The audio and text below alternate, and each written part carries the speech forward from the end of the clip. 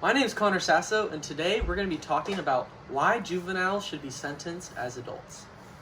After hearing my presentation, my hope is that the audience will be persuaded to believe that juveniles should be tried and sentenced the same as adults are. Juvenile sentencing is a problem that should be solved by simply looking at the statistics, mindset, and past cases in order to prove that juveniles are capable of adult-like crimes.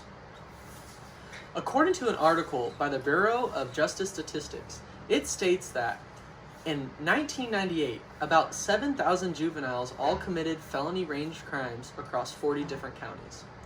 All of these criminals were either charged with misdemeanors or with minor dents to their records. That is concerning because now all these grown adults are all embedded into our lives as convicted felons, but not charged as such. This should start to spark a change within the sentencing laws. Still today, minors are being charged as juveniles when in fact they plan and execute these crimes better than some adults. A change needs to be made. It needs to be brought up because it will begin to affect our home life. Now that I've got your attention, the real problem that needs to be addressed is this concerning stat.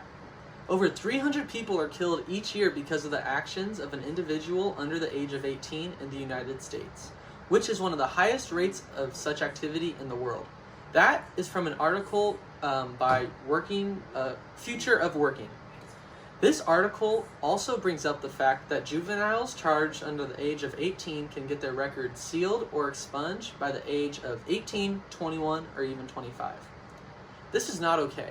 This law came into effect recently in my hometown when the lead murderer on a case from 1994 was reopened in order to give this man a chance at life. Thankfully, this case was dismissed, but it hits too close to home because people have gotten their records expunged before for the same crime down in Southern California. Although this case was dismissed, it reopens the memories of that awful time in this family's life. It seems to be a bit unfair that he gets another chance at being released because the victim cannot come back. Since then, no more cases have been tried like this, but the law still stands in place and there needs to be something done. In order to protect the victims' families and friends, a change needs to occur to keep the safety of the community. In order to truly judge whether a juvenile deserves to be tried as an adult, you need to look at a couple of things so you can really see whether or not they deserve the punishment. If the juvenile crime requires that we punish them as an adult, then we will do so in order to stop the next generation from becoming predators. That is from an article by Cliff Notes.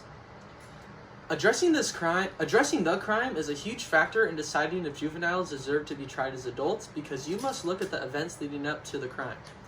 Premeditation is a serious thing in all crimes, especially in juveniles, because it helps highlight their true intentions as well as their brain maturity. Investigators need to discuss spur-of-the-moment crimes as well, because those can be big clues into the mindset of the juveniles. When I say mindset, I'm talking about brain maturity. These juveniles are immature in their brain development and can cause kids to act out in spur-of-the-moment things. Not all these crimes are spur-of-the-moment.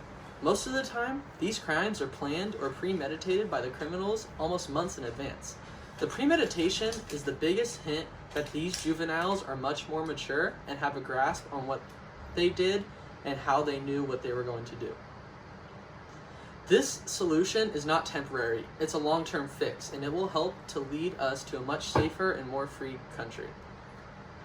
Say our solution is now in place. We are investigating the brain maturity and premeditation of juveniles and their crimes. What happens next? Well, according to an article by PBS, society will view the culpability of adolescents. Life post-solution would look a lot like a safer community. Families and victims affected by the juvenile crime will be able to have the justice and closure that they would need to move on. Some people would argue that we already have this type of solution in play, but in most circumstances, the premeditation factor is usually overlooked or not taken seriously. Although the solution is placed into action, we can change many more things within juvenile laws by doing this one little thing. In order to take action for this plan to happen, we need to start by setting a minimum age limit for children that have committed non-violent and non-aggressive crimes instead of rape and murder charges.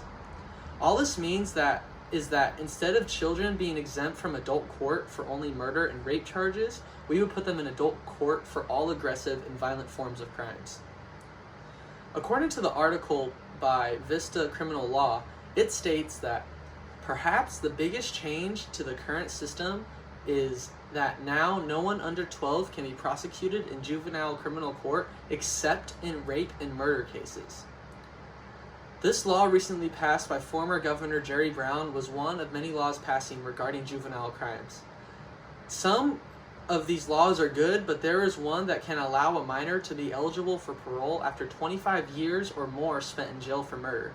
I believe that if we want to reach real change, we need to elect competent officials that are willing to keep the citizens safe. Thank you.